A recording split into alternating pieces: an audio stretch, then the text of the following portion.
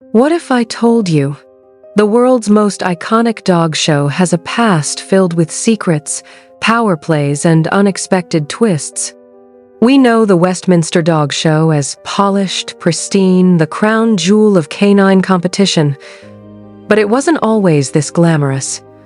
In fact, it started in a New York City bar. And what's unfolded since then?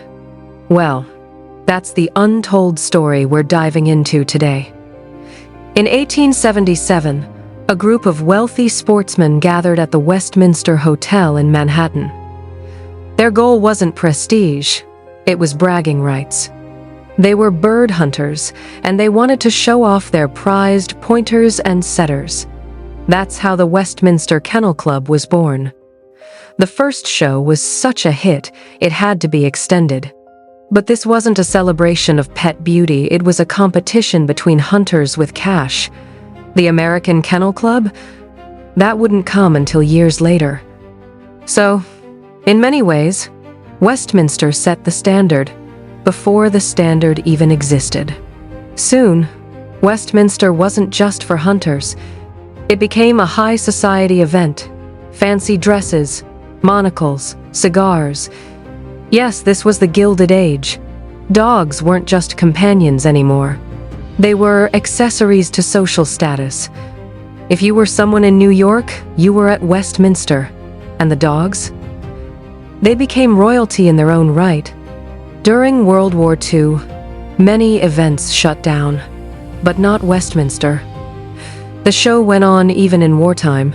There's a whispered story one judges still talk about off-record of a German shepherd in the 1940s who refused to perform his bow in the Best in Show circle.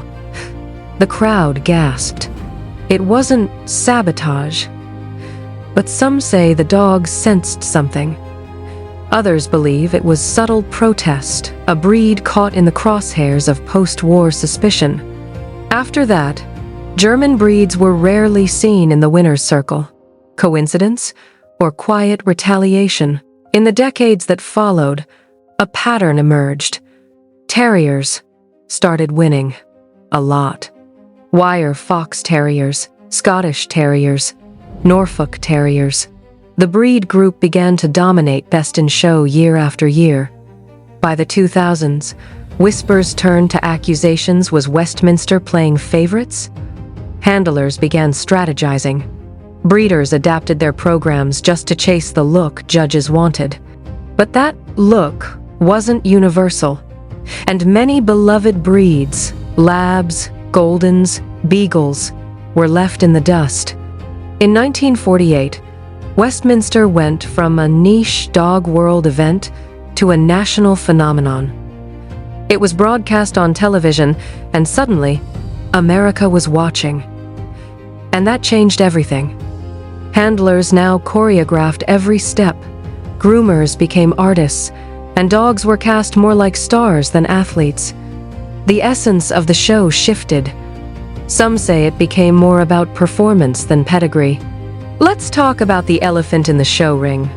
Golden Retrievers and Labrador Retrievers, America's most popular breeds, have never won Best in Show. Never. Despite massive followings and elite breeding programs, they remain snubbed. Critics argue Westminster rewards flashy looks over functional traits.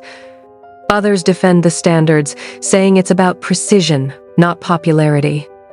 But as social media grows, so does pressure on the show to evolve. Westminster is tradition. It's theater. And yes, it's competition at the highest level. But peel back the velvet ropes, and you'll find a story that's much more complex. It's not just about dogs. It's about status, legacy, and a little bit of mystery.